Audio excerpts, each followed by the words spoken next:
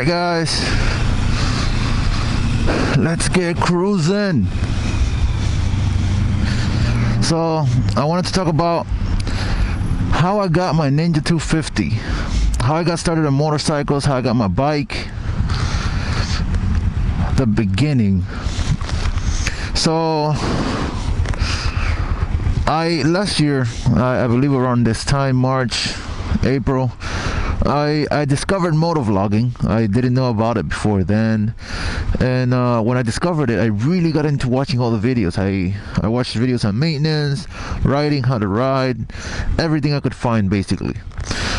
They were actually really good. I enjoy them. I enjoy watching people talk. I got a couple of favorite motovloggers that I watch regularly now, and some of them were helpful. Now I was planning to get my bike. I got it in June of last year, June, July, roughly. And I was planning to get it in December, but I saw this one motovlog on MSF courses. I would probably do a video on it in the future, but I would definitely recommend anyone who wants to ride motorcycles to do an MSF course. So I saw this one video, and that's when I realized, oh wow, MSF courses, what's this? So I looked into it, and apparently they, if you've never ridden a bike or anything, they kind of get you started, and you can get your motorcycle license if you pass the class. You'll get a waiver that you can go and get your license right there and then, or whenever they're open again. So yeah, I decided to do that. Now the class was in June roughly, so I really didn't want to wait till December after I finished the class, so I had to find a bike. So after the class, I basically spent the next few days looking for a bike. I talked to a bunch of people. Most of them were pretty far away, but I found this one bike that was 20 minutes from here. The girl, she was in the military, so she didn't ride it that much anymore, so she wanted to sell it. It was a really good price, so I talked to her and I went to check it out. I went around the block. It was so different from actually riding the MSF bikes. They had the cruisers at the MSF, which were cool, I guess, but this 250 was awesome, man. Like the sitting position, the way it moved, I was like, man, this feels great. I really liked it. So I was planning to definitely take the bike, but I went around the block. Everything was fine. The second time around, the second time before I bought it, I decided to go one more time around the block, and unfortunately for me, U-turns. Unfortunately for me, it died on me, and I didn't know why. So I had to get the hell out of that traffic. So yeah, I didn't know why, so I kept trying. We kept trying to figure it out, but every time I accelerated, the bike just died.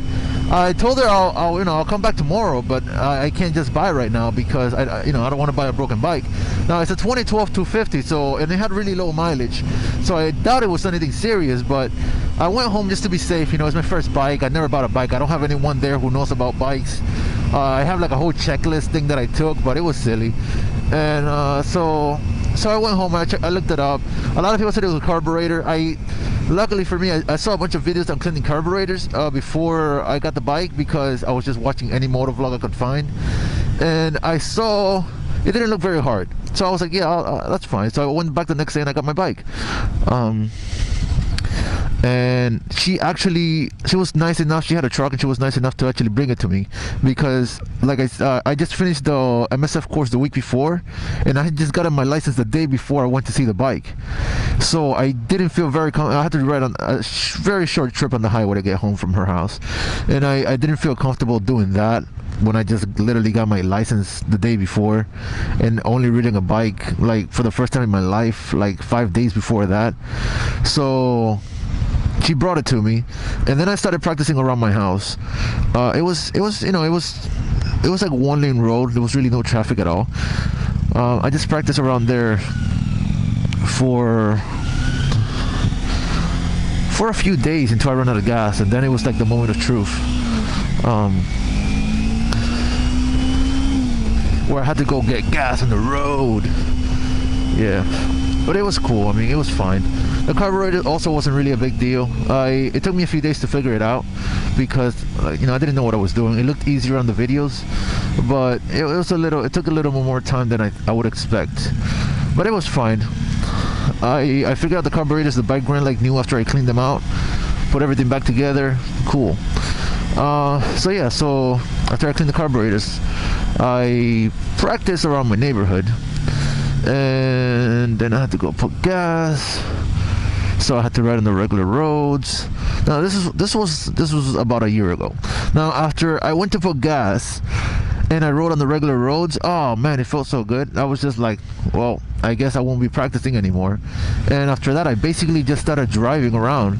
I drove everywhere I could drive. I tried to find every little nook and cranny in the city that I could find. So I don't know. I just wanted to explore everything, man. I wanted to ride my bike and I wanted to explore. I wouldn't do that in the car, but on the bike it's fun. Fresh air, all that good stuff, all that fun bike stuff. But yeah, so I did that for a while, and biker buddies. It's cool. It's actually kind of cool waving to people. I didn't know about the wave thing. I think I heard about it in one of the motovlogs, maybe, perhaps. I don't fully remember, but I wasn't, at first, I remember my first wave. I was actually practicing, and I was going to like the side road that I practice on, and this guy he was riding by, and he did the wave thing, and oh man, it was so awkward for me. I threw my hand on top, and I didn't know what I was doing. It was silly. But yeah, it's kind of cool, that sense of just respect with other bikers that you have, for the most part. But I digress. So yeah, man. So I did the oil change on the bike. I rode it around all summer. It was awesome. I really enjoy it. It's my baby, It has enough speed for me, for the most part. And at this point, I'm pretty much, I have as long as I'm able to, I have no reason to not want to ride a bike. If anything, I'm probably going to go to a 600 in the future, because I don't know, riding is awesome, man. There's no reason not to enjoy this. Look at that guy. Look at that guy up there with his bike. All these cagers. It's like you're in the minority out here, man. Gotta be careful. But yeah, man. It's basically the story how I got my bike. I would definitely say do the MSF course. If you've never ridden a bike, if it's your first time on a motorcycle and you've never ridden a bike, I would definitely recommend the MSF course. I think you can teach yourself, and that'll be fine too. But it's just, from going to nothing to learning as much as I did in a 3-day period for the price, I'll say that it was definitely worth it, man. Because the thing is that I could have gone to see the bike before I did the class, but I wouldn't even know how to ride it. I swear, I wouldn't know about the gears, I wouldn't know about the brakes, I wouldn't know anything about it. And then I could take it home and I could watch YouTube videos and I could teach myself and everything. But over 3 days, I was able to just get on this bike and basically ride it. I knew how to do it, I knew what I was doing for the most part. I just think teaching yourself all that stuff, it might take a little bit longer, It's like a 20-hour course, so I would definitely say take the MSF course, man. It's definitely the way to go. And find a bike you like. I don't know about starting on a 600. I've never ridden on one. I know it's supposed to be really fast, so that's cool. That guy has like a huge beard in the front. It's like waving in the wind. But yeah, I don't know. Maybe I'll comment on it whenever I get one. But a 250 is great too. I actually really enjoy it. It's not like you're riding a scooter or anything, It's not 50 cc's or anything, It's not the fastest bike out here, of course, but for an entry-level person, you should be fine. But yeah, that's all. That's basically all I have for right now. So I guess I'll catch you guys later.